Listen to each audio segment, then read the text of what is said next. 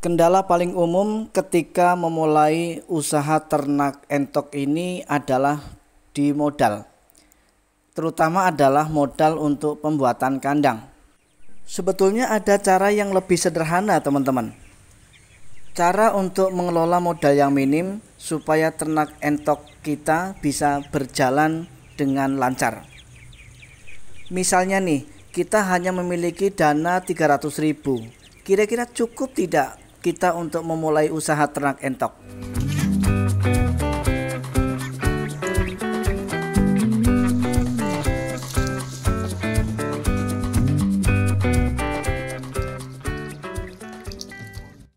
Halo, assalamualaikum warahmatullahi wabarakatuh. Jumpa kembali di channel Rusky Bikatra, salah satu channel yang akan selalu membahas mengenai seputar ternak entok. Gimana kabar teman-teman hari ini? Mudah-mudahan kalian semua senantiasa dalam keadaan sehat walafiat, murah rezeki, serta dimudahkan dalam segala urusannya. Baik teman-teman, kali ini kita akan melanjutkan video yang sebelumnya. Yang pertama, cara menentukan jenis entok, dan kemudian untuk selanjutnya yaitu cara memantau pasar, dan untuk yang terakhir yaitu cara mengantisipasi dan mencegah penyakit entok. Setelah kita mengetahui tentang cara pencegahan penyakit entok, maka materi berikutnya yang harus teman-teman persiapkan adalah materi kandang.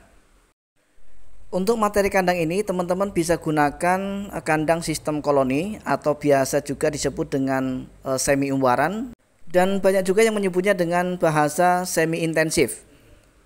Jadi entoknya kita umbar namun masih dalam pengawasan kita. Sebelum kita lanjut, bagi teman-teman yang memang baru menemukan channel ini, sekali lagi kami ingatkan, silahkan subscribe channel Rusky Bikatra. Kemudian aktifkan tombol lonceng notifikasinya, tujuannya agar teman-teman nantinya bisa menerima notifikasi atau pemberitahuan video-video terbaru seputar peternakan entok dari channel Rusky Bikatra. Bagi yang sudah subscribe, kami ucapkan ribuan terima kasih, dan terus dukung kami dengan cara klik tombol like ya teman-teman dan sahabat semua, serta bagikan video ini ke teman-teman dan sahabat kalian semua di sana, agar mereka semua bisa menerima manfaat dari apa yang kami sampaikan melalui video-video yang kami review. Baik teman-teman, kita lanjut. Banyak yang bilang bahwa kandang semi intensif itu jauh menjanjikan ketimbang ketika kita melakukan umbaran lepas. Apa alasannya? Alasannya adalah karena kandang semi intensif itu entok bisa kita lepas namun masih dalam pengawasan kita. Artinya untuk lokasi di mana kita melepaskan entok itu adalah lokasi yang terpagar.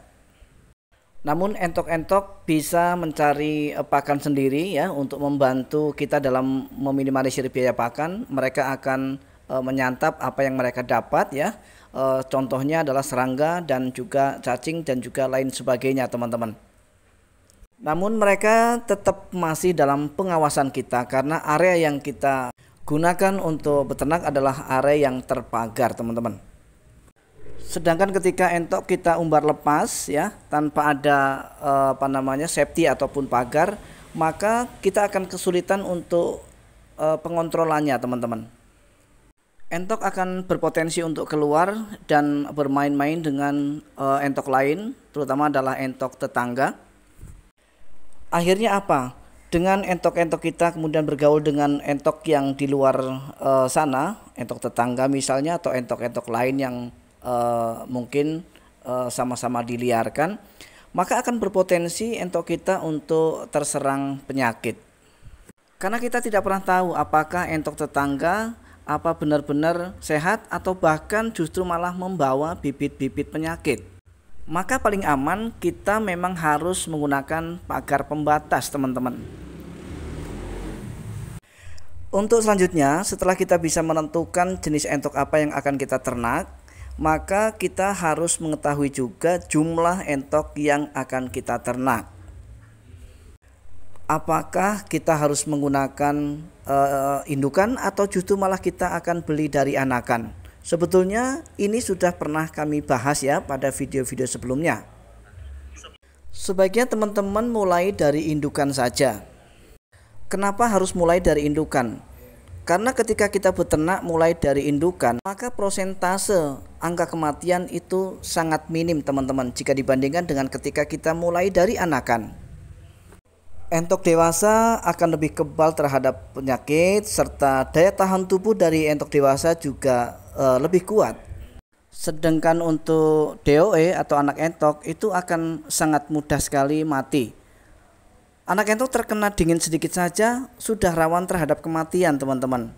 Maka ini juga menjadi pembelajaran buat pemula yang mau beternak entok. Khususnya adalah untuk kita-kita atau teman-teman di luar sana yang memang baru mau mengawali usaha ternak entok namun belum paham sebetulnya mau mulai dari indukan atau anakan.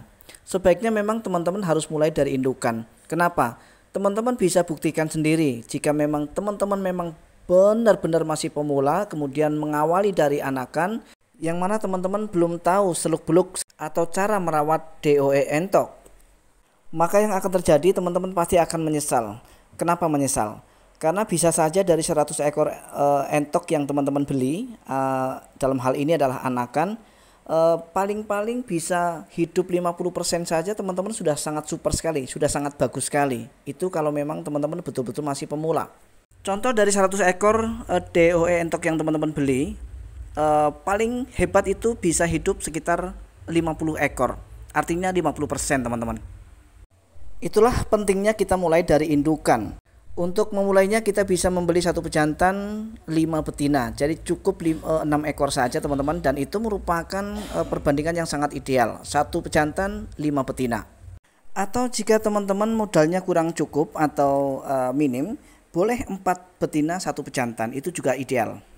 Untuk selanjutnya bagaimana cara mengolah pakan. Jadi untuk mengolah pakan ini dalam peternak entok khususnya adalah untuk ternak pembibitan ini sangat-sangat mudah sekali teman-teman. Teman-teman nanti akan bisa belajar dengan sendirinya, akan pintar dengan sendirinya berdasarkan pengalaman teman-teman sendiri. Contoh, misalnya untuk entok kami yang ada di kandang Rusky Bikatra ini, untuk pakan pokoknya kita selalu menggunakan pakan dari alternatif debok pisang yang dicampur dengan dedak kemudian diciprati sedikit sentrat petelur, dan itu sudah sangat cukup bagus ya. Nah, namun apabila teman-teman nanti seiring berjalannya waktu teman-teman akan bisa memprediksi sendiri, mengetahui sendiri hasilnya. Oh, ketika menggunakan pakan ini hasil produksi telurnya jelek. Bahkan dengan menggunakan pakan alternatif yang tidak harus mengeluarkan duit sekalipun, kenapa hasilnya bisa bagus? Maka pengalaman itulah kemudian yang akan membuat teman-teman itu pintar sendiri. Artinya untuk urusan mengolah pakan, teman-teman tidak perlu risau, teman-teman tidak perlu khawatir. Seiring berjalannya waktu, pasti teman-teman akan tahu plus minusnya. Apa yang harus teman-teman lakukan untuk mengolah pakan dan jenis pakan apa yang sebetulnya bagus untuk ternak entok kita. Termasuk untuk ternak pembesarannya, dengan sendirinya nanti teman-teman pasti akan pintar. Dengan menggunakan pakan ini ternyata bobotnya justru malah susut ya.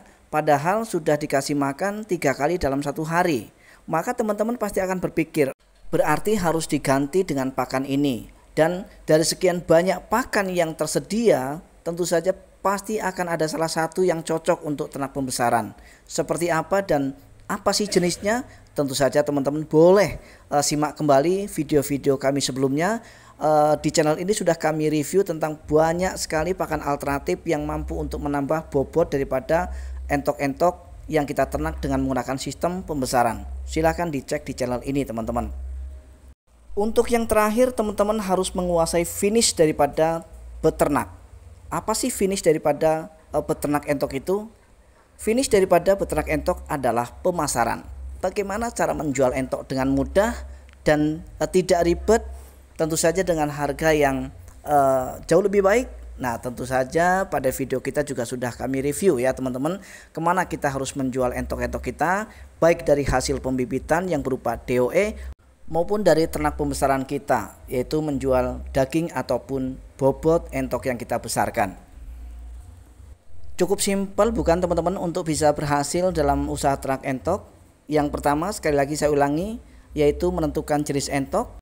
Berikutnya menentukan sistem peternakan kita. Apakah kita mengambil sistem pembibitan atau pembesaran?